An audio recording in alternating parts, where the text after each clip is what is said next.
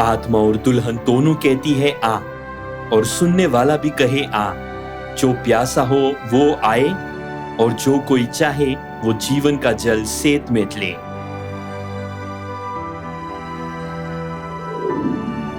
आत्मा जो जीवन का जल देते हैं वो पिता परमेश्वर हैं।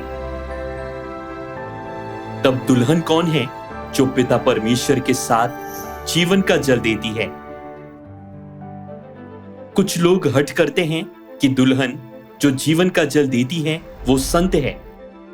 वे इसीलिए कहते हैं क्योंकि संत परमेश्वर से जीवन का जल पाते हैं और लोगों तक पहुंचाते हैं।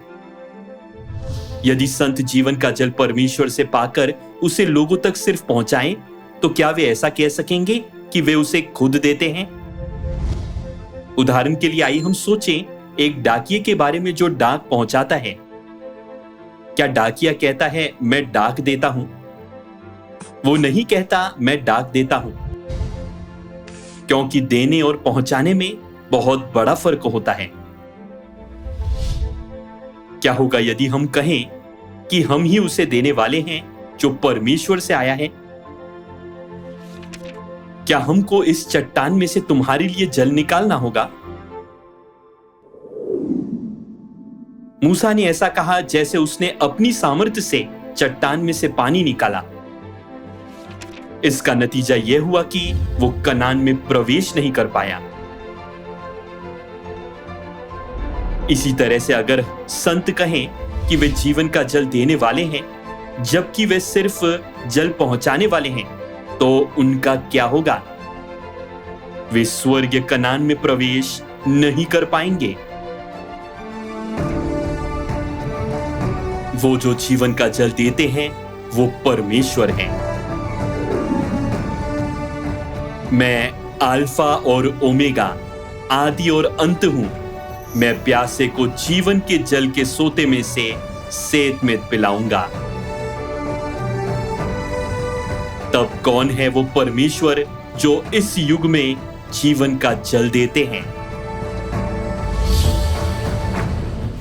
आत्मा और दुल्हन दोनों कहती है आ, और सुनने वाला भी कहे आ।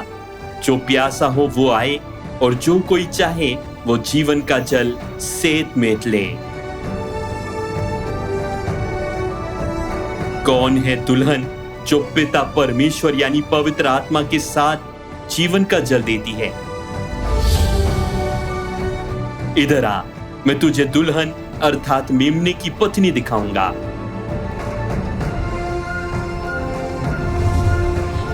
तब वो मुझे आत्मा में एक बड़े और ऊंचे पहाड़ पर ले गया और पवित्र नगर यरूशलेम को स्वर्ग से परमेश्वर के पास से उतरते दिखाया। दुल्हन मेमने यानी पिता परमेश्वर की पत्नी है, और वो स्वर्गीय यरूशलेम है।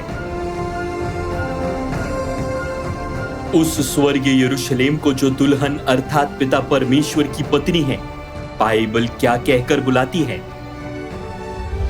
परंतु ऊपर की यरूशलेम स्वतंत्र है, और वो हमारी माता है।